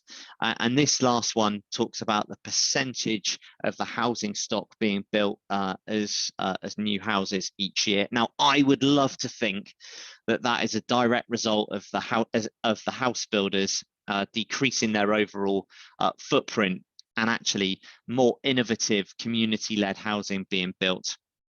We will indeed wait to see the results, but one thing that I can reassure you on is that we will continue to have a very strong footprint, input and partnership-led approach with a number of the community housing organisations across the UK. So in summary then, and I think the important thing is we'll send you these slides for your perusal afterward and make them available on our internet site. But to put this into some context, a lot of thought is going on around how we can support our membership base in what is an incredibly difficult time. But not only that, we recognise that this does have an impact both on our members, but also on our colleagues. And I'll come on a little bit later as to how we're supporting our colleagues at the same time. And so to deal with this, it's really important that we have, therefore, a strong strategy. And last year, many of you, I'm sure, will be aware that we launched our 2030 strategy framework, and it's right here on the screen, hopefully in front of you now, and I'm sure many of you will be familiar. But I get asked quite a lot, actually, about why it's the 2030 strategy framework, and actually, where did some of the outcomes that we wanted to see, where did they come from? And so, to answer those questions, the 2030 date came from two things.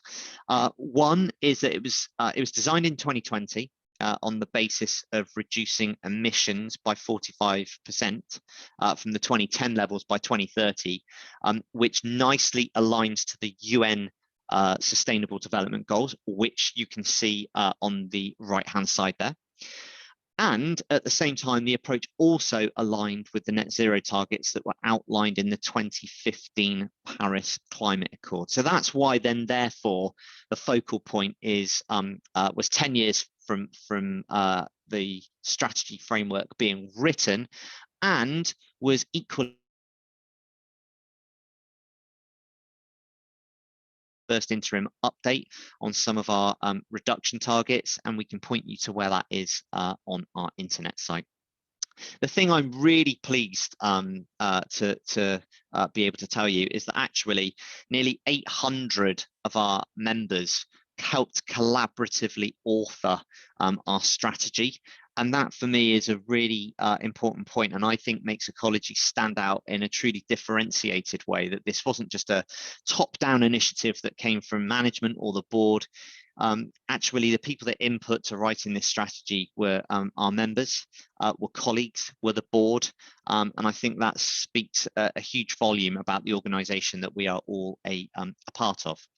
And so, how did we get to the issues that we really wanted to tackle? Well, what happened was that we sent a survey out to 10,000 of our members, and you told us in clear and uncertain terms the things that you said were important to you. We have then taken the time to translate that into the outcomes that we would like to see and that we are going to make happen on your behalf. And now it's my job, which I think is the really fun bit, as chief executive, to turn those actions and outcomes into an operational strategy, and really what we do and how we focus our investments and how we focus our resources on making sure that these outcomes are lived and breathed on a day-to-day basis.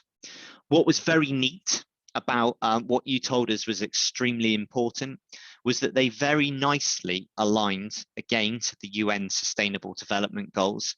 And so therefore this, over the coming couple of years, is going to allow us the ability to measure how successful our strategy is and how much we are contributing to some of the big global macroeconomic sustainability issues that we all need to face into.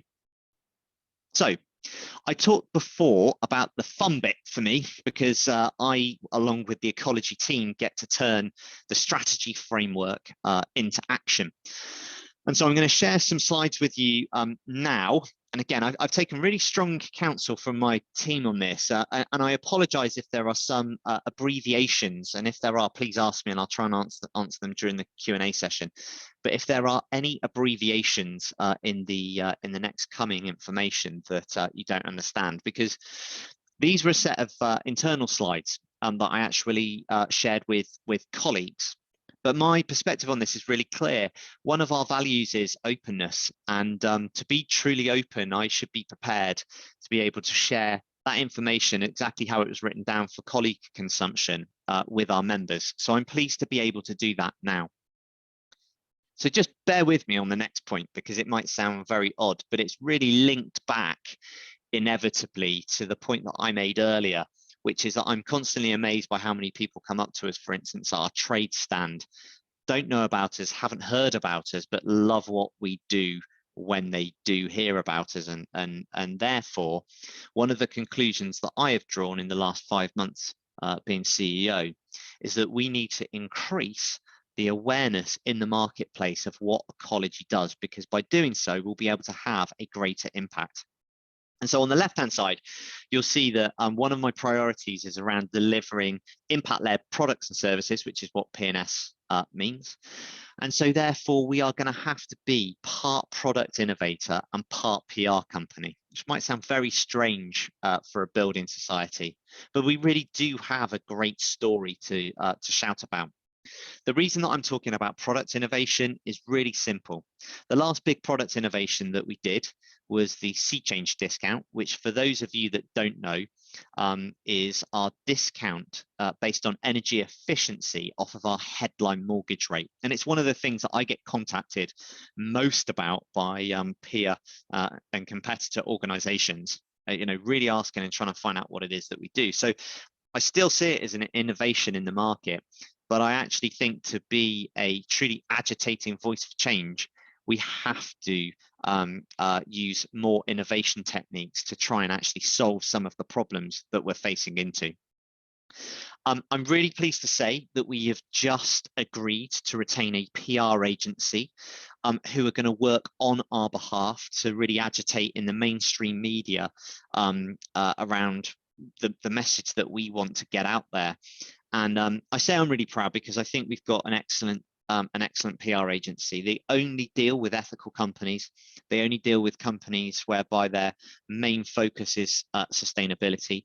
And they're a B Corp in their own right, which means that we can have absolute confidence and trust that their supply chain is sourced to the highest levels of ethicability and that they treat their workforce with absolute dignity and respect. They're a fair tax employer as well. So moving on, and what does this mean in terms of the supporting capabilities that we need to be able to deliver this? And I talked about where we choicefully put our investment earlier, and one of the things that we are going to invest in is the appropriate leadership to move the society through the next stage. So apologies, this is very granular, but this is my current team, my current senior team and structure chart. And we are going to invest in that structure, and there are 3 roles that we are looking to create in order to keep continuing to deliver the mission for and on your behalf. One of those roles is a Chief Financial Officer role, and we are undertaking a rigorous market-wide selection process at the moment. Another role is as a head of mission and impact, and many people might call this sustainability, but we are a mission-led organization, so therefore I thought it was really important that this role did what it said on the tin. And this person will be responsible for thought leadership to deliver our mission from an environmental and sustainability perspective and mobilizing this into action. I'm really hoping that we'll be appointing somebody into that role before Christmas, and they may well be starting before the AGM, which is going to be held in April next year. The last role is as a head of product and marketing, and this is really the person that is going to be responsible for the key brand messages that we'll be working with our PR company to put into the market, but also what is the next innovation, what is the next Sea Change discount that we will be at the forefront of challenging the norm and the market with. So with all of that in mind, I think that gives us the right base to up the ante in terms of delivering the mission. So what are we going to do that? And I've got 6 things that I wanted to focus very briefly on. Agitation, your attitudes as our members, making sure that we get a fair return, how you access us. I want a few words on product development, and then I'm going to focus on what we're going to do to make sure that our ecology colleagues continue to provide you with the highest levels of service. So please don't get too far into the detail on this one. This is what some might call a marketing mix, communication styles, etc. And this is where we've decided that actually having a PR company is going to significantly increase the market awareness that we have as a brand in the market, and it's also the most cost-effective way that I can see to spending your money. So I think the point here is that we won't be on the TV anytime soon with our own flashy commercial, but we will be very choiceful about reinforcing some of the agitatory messages that we would want to put into the market, where we will have a a voice, an authentic voice, and where we think that we'll be able to get cut through in order to be able to drive up the number of people that know about what it is that we are doing, and so hopefully choose us to fulfill their financial needs. To that end, I am really keen to understand how Ecology serves its members and potential members in an ever-changing world. So shortly, I hope in the next week to 10 days, all of our members for whom we have an email address will be receiving a very short survey, which is going to help us to understand key attitudes that our members hold towards how they purchase products in an ethical way, attitudes towards banking and finance, why you do what you do with Ecology. And also then we're going to go out to 2,000 consumers in the marketplace to understand what would help drive up their awareness of Ecology and what we need to do to be successful in the future. So please, I'd love to hear from you. The more the merrier, but this is really going to help define our go forward strategy. So I talked about a fair return, and I do believe that for many of our members, this is a secondary consideration over and above that of the mission and what it is that we're here, but still nonetheless an important one for many. And so I wanted to really address how it was that we're trying to make sure that we've got a fair return for both our savers and our borrowers. And so what you'll see here on the left-hand side of these lovely scales is you'll see our instant access saver, which we increased the rate on up to 2.25% as of the 7th of November. And our Martin Lewis endorsed, I'm quite pleased to be able to say that now, I'm not going to lie, no notice ISA at 2.7%. And our savings account, instant access savings account, is 1.06% ahead of the market average as of the 7th of November, and our ISA is actually 1.4% ahead of the market average as of the 7th of November. And what I think that goes to show is that it is possible to actually give a fair return to your members, but also not ask them to compromise on their values. And does that therefore mean that we're charging our borrowing customer members lots and lots of money? No, actually, is the answer. And we have deliberately not passed on all of the Bank of England base rate increase to our borrowers, because we understand that is it's a very difficult time for them at the moment as well. And so as of the 1st of November, our standard variable rate on mortgages is 5.49%. And the maximum sea change discount, and I talked about the sea change discount earlier, is 1.5%, and that is if you build your house to passive house standards, which means that actually the minimum rate that we will offer prospective customers, and indeed our current members, is 3.99%, and that is set against a market average for a 2-year fix of 6.44%. So I hope you can see that in doing our homework, really studying the market, we are able to provide a very competitive offering for our savings members and our borrowing members and potential customers of the future. And like I say, this week has seen a really big step up from the Martin Lewis publicity that we got. So if I think then about driving up market awareness, if I think about then having a fair rate of return, and many potential and prospective customers who are our future members thinking about the fact that they don't want to compromise their values any longer, that means that we may well need to be much more accessible to a different generation of savers than we have previously been. So 2 years ago, we sent a survey out to 10,000 customers, and thank you if you were one of those people whom actually completed that. And what that said is that 69% of members surveyed age 65 or plus owned a smartphone, and actually our members told us that they would be much more likely to adopt an Ecology app, if there were some environmental drivers. And what does that mean? In the new kind of data-led age, people are really keen to do things like understand what their own personal carbon footprint is. And I think what this talks to fundamentally is that we are becoming a more nascent force with a new different generation of consumer and customer. And therefore, we are having to and going to have to adapt how it is that that people find us, and how it is that they can seamlessly onboard to the offering that Ecology has got. Now, we're in early investigatory stages with providing an app. And I think the thing I want to be really clear about is that Ecology is a human-powered building society.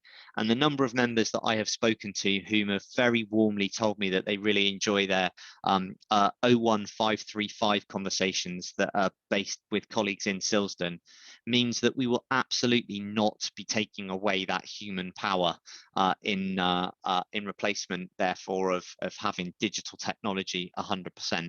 We absolutely will continue to be a human-powered business with our colleagues at the heart of delivering an exceptional service for our members.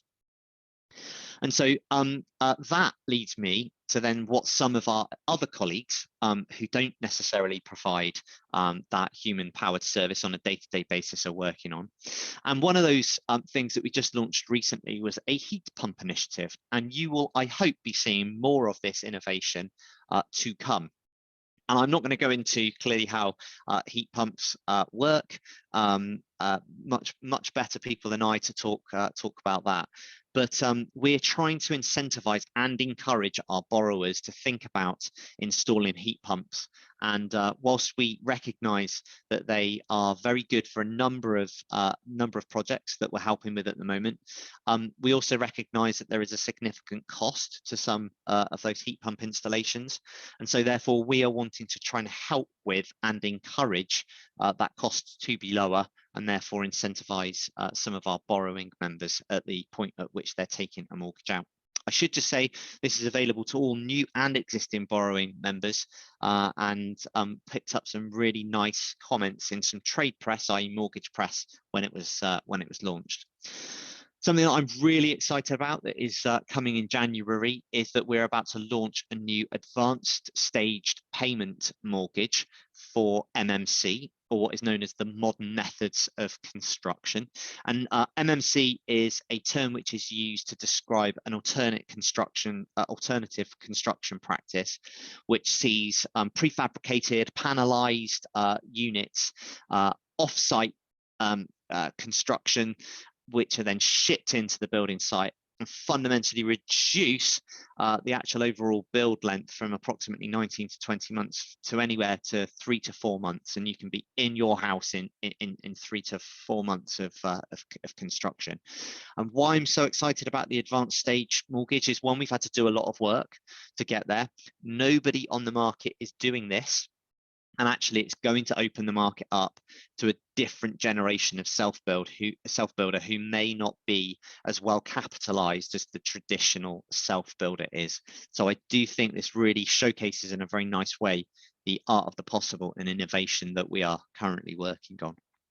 So I'm going to finish and start wrapping up now, because I really do want to start talking about colleagues, and I really want to talk about what we're doing to support them. Many members have told me that they've really enjoyed visits to our Silsden head office, and I'd really ask, if you are in the local area and you do want to pop in, please do. You will always receive a very warm welcome. But we have done nothing to our building since 2003.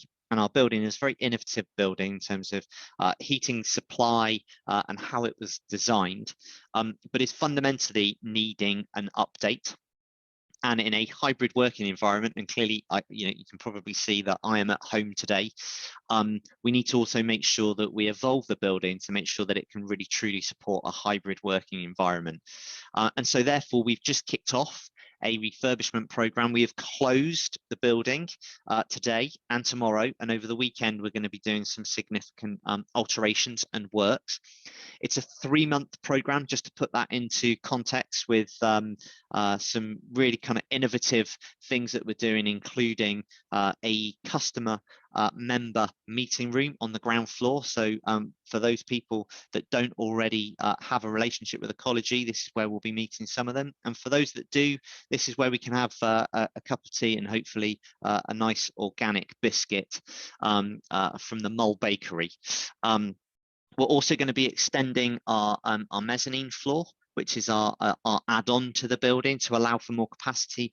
You might well remember that I said that we've gone from 45 colleagues to 60 at the end of this year, and ultimately that requires some additional space to be added. So we're going to be we're actually going to be extending our mezzanine floor, and so hopefully by the end of January 2023, our building will be truly representative of both our ambition, but also a modern hybrid colleague workforce. And so what do those people that serve our members every day look like? Well, this is the bunch, and this is the group of people that got together. We had everybody at an offsite a couple of months ago to really talk about those priorities that I outlined to you earlier. And we haven't splashed this all over social media or all over our internet pages, because I really don't think it's the right thing to do. But many of our members ask how we're supporting colleagues during this difficult period of time, particularly in a cost of living crisis. And I'm really pleased to say that all colleagues have actually been given a cost of living increase to help them through what is clearly a difficult time for them as well. And I guess I want to really finish by saying that the biggest thing that I took out of our offsite when we were all together was just the absolute energy that colleagues had around continuing to serve our members to the highest standards, but also really looking forward to hear how these meetings had gone and what the member response was. So hopefully that's given you all some insight into what is going on, and I'm sure that I can see the question number popping up. So I will hand over to Louise, who's going to facilitate our questions and answer session. Thanks. So this is your opportunity to ask questions. Gareth, Tim and I will be answering.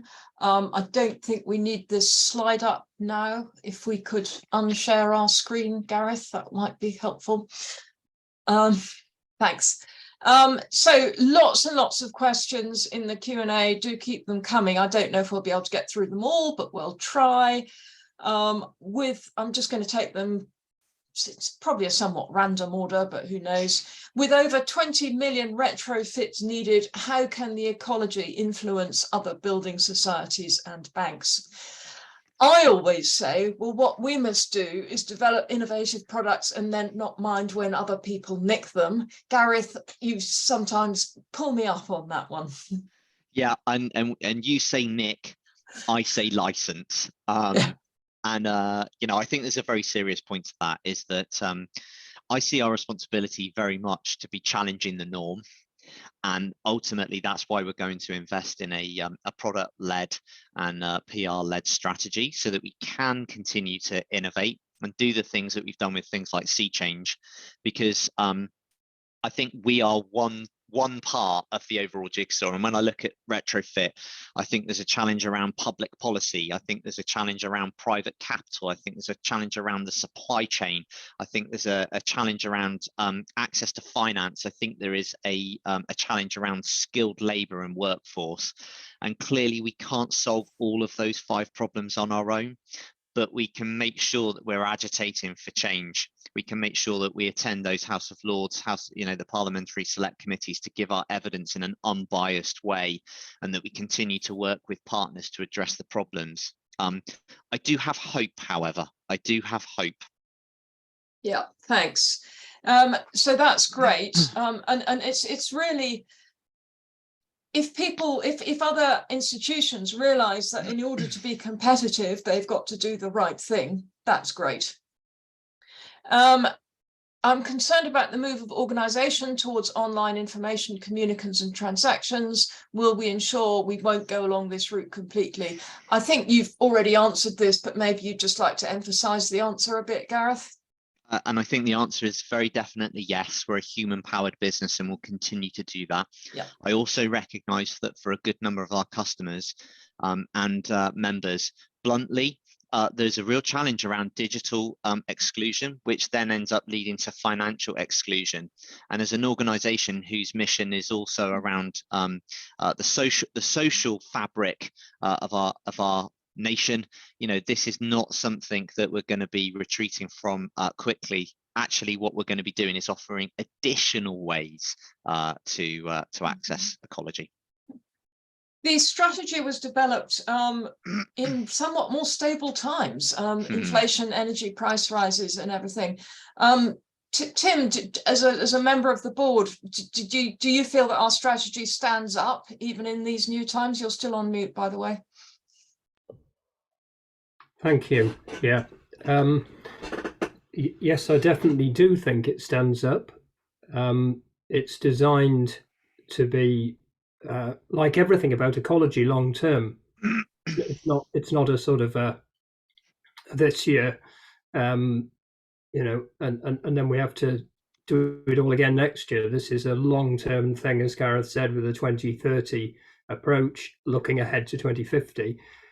I think the devil in the detail will change in the annual operating plan. Yes, we're going to have to tweak some things in response to what's happened in the costs that are hitting us and our members, and just the way we're having to price our savings, for example, is a good example. But we're about something that's long term and durable, and the strategy or the diagram which is at the heart of that is our theory of change. And that theory of change remains the same. Mm-hmm. The specific underlying actions and the way we need the enablers to work to get things to happen will be a bit different. But no, I think our overall strategy is the right one. We've been trying to empower people and communities to build sustainable homes for a very long time to deal with exactly what's happening now. And we've got to do more of the same. I think that's a really important point. Our strategy doesn't arise so much out of our being a building society. It arises out of, we want to change the world. The Ecology Building Society, we do take the form of a building society, but the point is to change the world. And obviously we have to think about what levers a building society has to do that. And one of them is, of course, influencing other financial services institutions on how they do business and sort of what they do. Let's move on here. I think this is one for you, Gareth. Your sustainability and innovation lead is not part of our exec team, which is odd given how important we've said it all is. Will our new mission and impact head incorporate all of that? In short, yes. And in short, that's why we've completely reframed the role, because as a mission-led organization, I absolutely want somebody sat at my top table to hold the rest of the senior team and indeed the organization to account for delivering against our mission and impact goals. So yes, absolutely. Thank you for recognizing that. Mm-hmm. Someone's saying, in our future aims for the structure, etc., please don't aim for big growth like the Co-op Bank did. Banks crashing, hedge fund management, losing the ethical slant and everything. The first thing is that the reason we want to grow is because that will enable us to have more impact. But we are not prepared to grow unless we can do it through doing activities which themselves have impact. So we're not going to grow just for the sake of it, and we won't start doing things just to provide the growth. It's really important to us that everything we do directly serves our end purpose. Gareth, do you want to come in on that one? Yeah, I think the phrase that I would use is it's not growth for growth's sakes. We are a mission and impact led organization, and I think the narrative that I talk to the team about is that ultimately growing really actually enables us to be able to hopefully retain more earnings, more capital, and therefore invest wisely in growing our brand awareness so that we can have a bigger impact with some of the fantastic projects that we are already seeing just at a bigger scale. Mm-hmm. Louise, can I just yes, of course, endorse that as well, as the sort of longest serving member of the board here, nearly 9 years now, and that's exactly the conversation I've had many times with the regulator, as well as pointing out to them we don't build in incentives into the way our colleagues are remunerated to get them to just drive growth for the sake of it, and I think that's an important thing for people to understand. We have other targets which are around achieving the mission and around how they work together and those sort of things, which are far more important and appropriate for us. Mm-hmm. like to move on to the financials a bit. We'll start off with a question. How can ecology operate with a margin, an interest rate margin between our lending and borrowing rates tighter than it used to, or tighter than other financial organizations? If the profitability is to be sustained, will the volume of deposits and lending have to increase? And is the constraint on growth securing deposits or finding borrowers? If we let Gareth take first shot at that, and then Tim can come in if he feels appropriate. Well, welcome to my waking nightmares, I think would be my response. I mean, look, the reality is that we have, in my opinion, some really firm, very firm financial plans around how we manage both sides of the balance sheet. We continue to project out forward, and our net interest margin, i.e. the difference between what we pay our savers and what we charge our borrowers, is actually higher than some other peer building societies, mainly to do with the kind of niche lending sectors that we're in. And so therefore what we're looking to do is make sure that that is a fair return to all of our different member groups. But in essence, I think for the future, in a high interest rate environment, the reality is that margin is probably going to decrease. And so therefore it's really important that we remain competitive for our borrowing customers. And so, if you look at some of the questions that we're being asked at the moment, people are asking us if we're prepared to provide fixed rates, because actually that's what they're looking at from a certainty perspective. Well, right now, actually, I think we've got a number of different options that we should look at before just arriving at that answer, because what we see is a huge amount of loyalty, for instance, from our borrowing members. And so therefore, would it be better for us to actually orchestrate a loyalty bonus, as an example? Should we look at potentially having a discounted switching rate for some of our most loyal members, or members that are coming off of a self-build product onto our standard variable rate product? So I think the key to this question is that we will continue to grow the balance sheet, because that is the demonstration of our impact. We will continue to reward energy efficiency. We are looking at measures as to how we can reward long-term loyalty with us, and we're looking at how we can innovate different products to actually fit different member needs, to make sure that we can balance up a fair return for our savers, our borrowers, but also then the overall society's profits. I hope that answers the question. And is our constraint on growth basically securing deposits or finding borrowers? Yeah, sorry, I forgot that part of the question, getting carried away with my balance sheet analytics. So I think it's a couple of things, if I can just maybe mention those things. One is capital, and inevitably capital is one of almost the constantly constraining factors for building societies.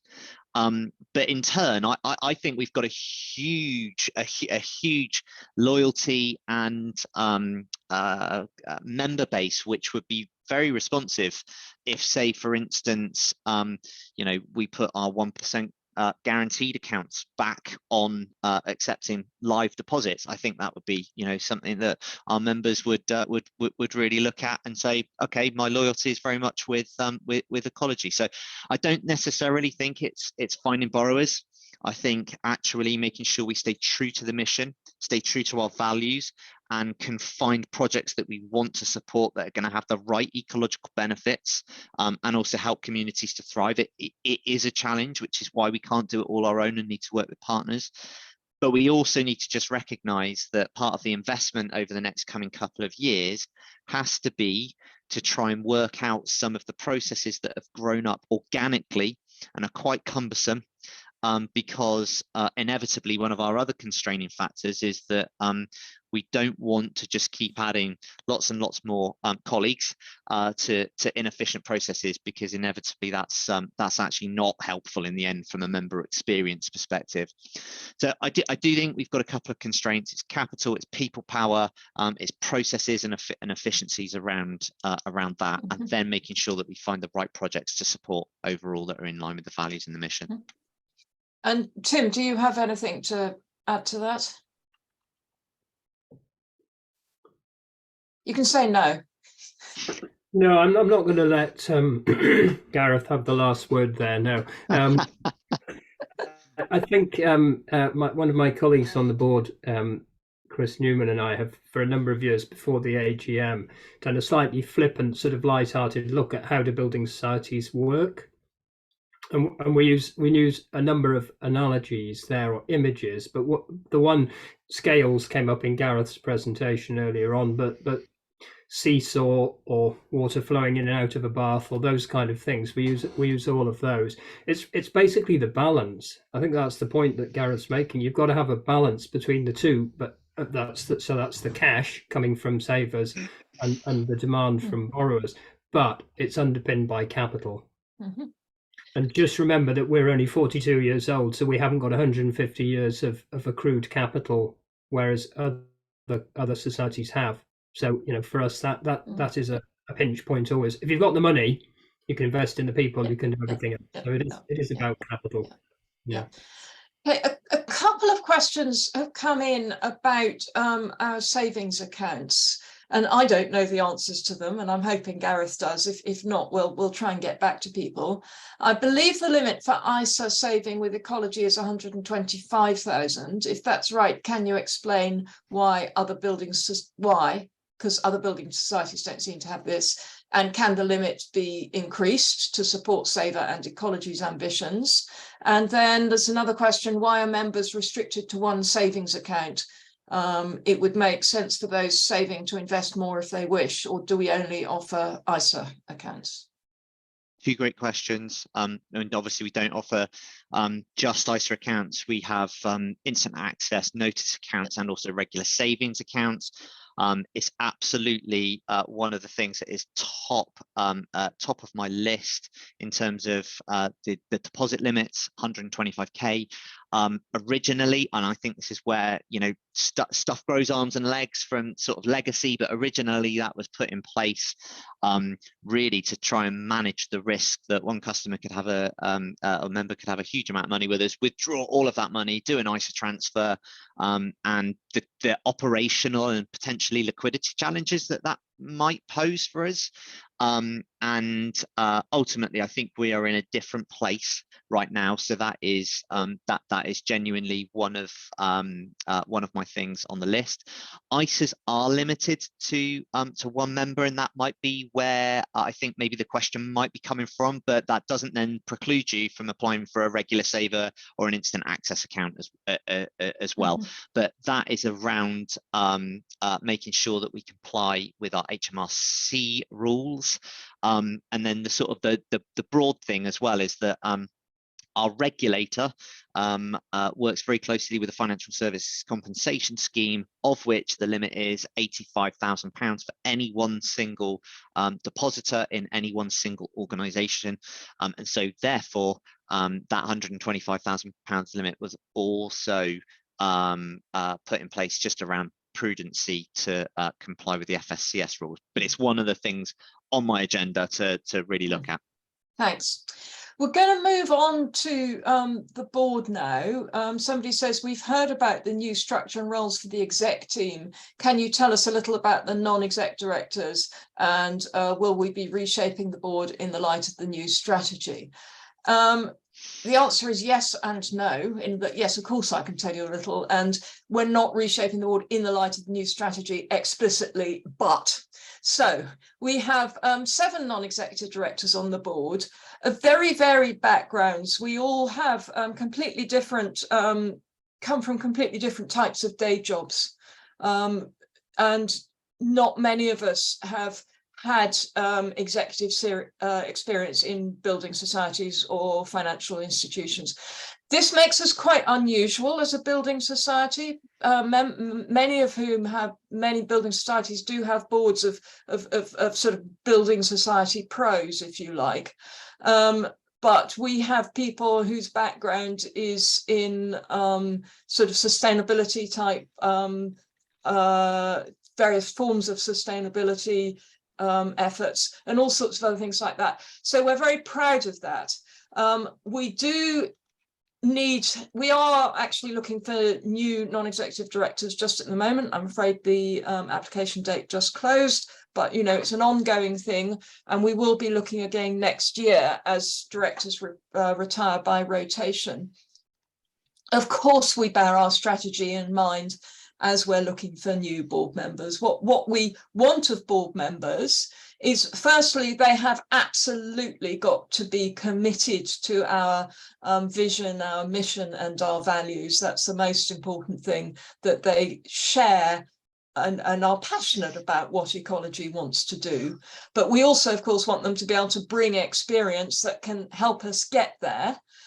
So what we do when we're looking for new ones is we look and see what skills and experience we already have on the board, and where we think any gaps or potential gaps are, in the light of our strategy, in the light of current events, what's going on in the world, and I'm afraid in the light of what the supervisors have told us we need on the board.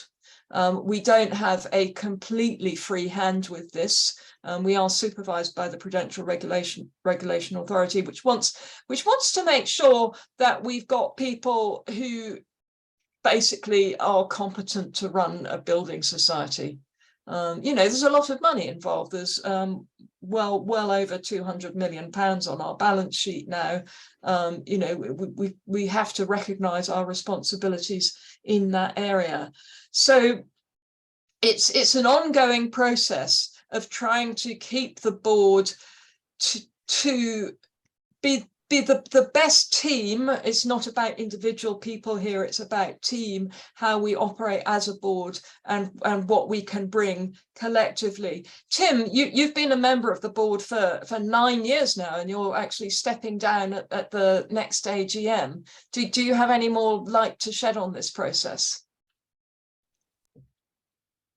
I think you've got the essential point there across, Louise, around the team. You know, it's the group of people. So my background, as some members will know, is in social impact organisations, largely involved in fair trade.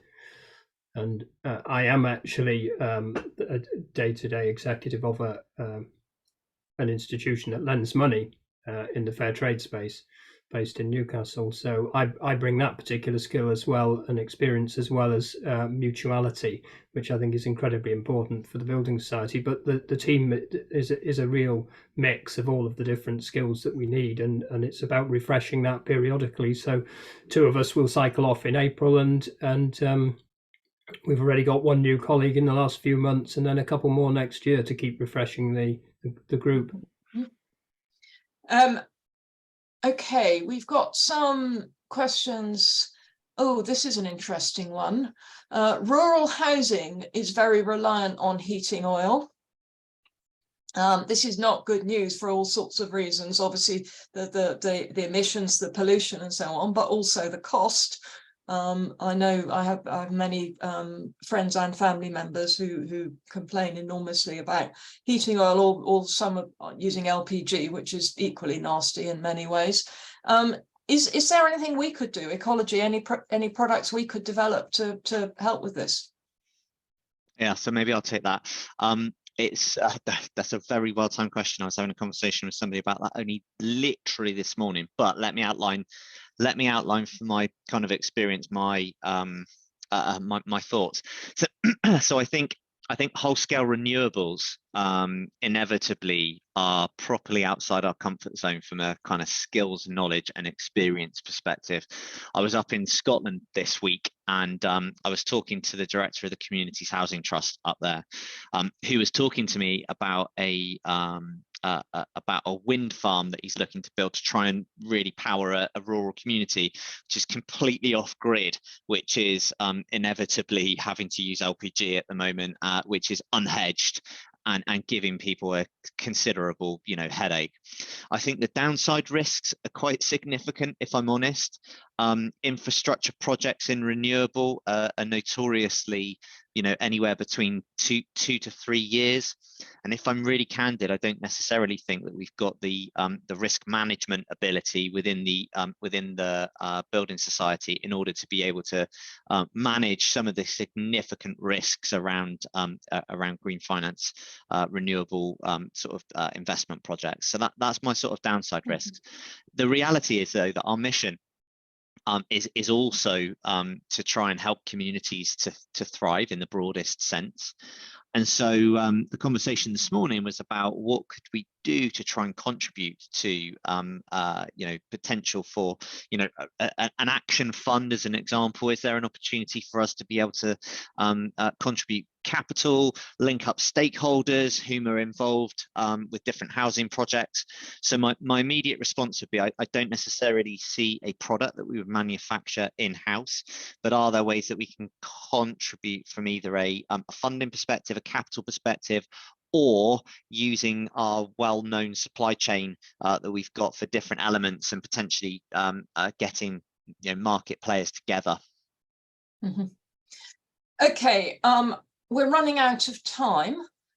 We should have finished about 5 minutes ago, apparently, so I'm really sorry about that, but so much going on. Just a couple of things. When will fixed rates be available? We don't know. We're looking into it. We're not just depending on publicity from Martin Lewis, but it all helps. And it was free. And it was free. How do we balance the books? We take the interests of our various types of members, our colleagues and our future members, and our desire to have impact. We balance them all, and there's no right answer, but we do our best to come up with what seems to us to be a reasonable answer in the end. Let's just quickly wind up. Tim, is there anything that you would like to say? How do you feel about having been involved with the Ecology Building Society for 9 years on the board? Immensely proud, I have to say. I mean, one word I would use is change. It's changed enormously, and it will change at an even greater pace in the next few years. But it's when I started, there were 20 odd, I think 23 colleagues. So Gareth's talking about us having nearly 3 times that many by the end of the year. The scale was much smaller, and I think our time has come. So no, I think that strategy just tells it all. So it's been a fantastic and a great honour to serve. So yeah, thank you. And Gareth, after just a few months with the Ecology, how are you feeling about it? I mean, I'm super excited. I think the membership base of this organisation is something that other chief execs would be very jealous and envious of. And I think an overriding thing for me is, and I just want to say thank you, is the very warm welcome that I've been given. But also I'm not blind to the fact that today's profits are the harvest of previous years' hard work and endeavour, and frankly, we're in the position that we are now able to invest and have a really exciting future to deliver the mission from the hard work that went before me. So I do just want to recognise that. But the future is, for me, very, very bright, and my characterization is that we've been a startup organization for the last 41 years, and I would like to characterize us by being an upstart for the next 41 years. Yeah. Well, thanks, and thanks to all of you who've joined us and stuck with us for so long after we overran. Sorry, bad chairing on my part. I just want to echo what Tim and Gareth have said. I love being part of the Ecology. It's really exciting, working with fantastic people, meeting all these lovely members, and feeling that we're doing some good in the world. So I mean, it's a fantastic opportunity for me to be involved, and I'm sure that our fellow board members and our colleagues just feel the same way. So thank you all to all our members who make all this possible and make all the good stuff that Ecology does possible. So on that note, thank you, everybody, and goodbye. Look forward to seeing you at other events in the future, maybe our AGM next year in Manchester. And do please let us know how you feel about us through our survey or elsewhere. Oh yes, and there will be a follow-up survey on this meetup, so that you can give us some feedback on how we did and whether you'd like to see more of them. Okay, thanks very much, everybody. Thanks. Bye.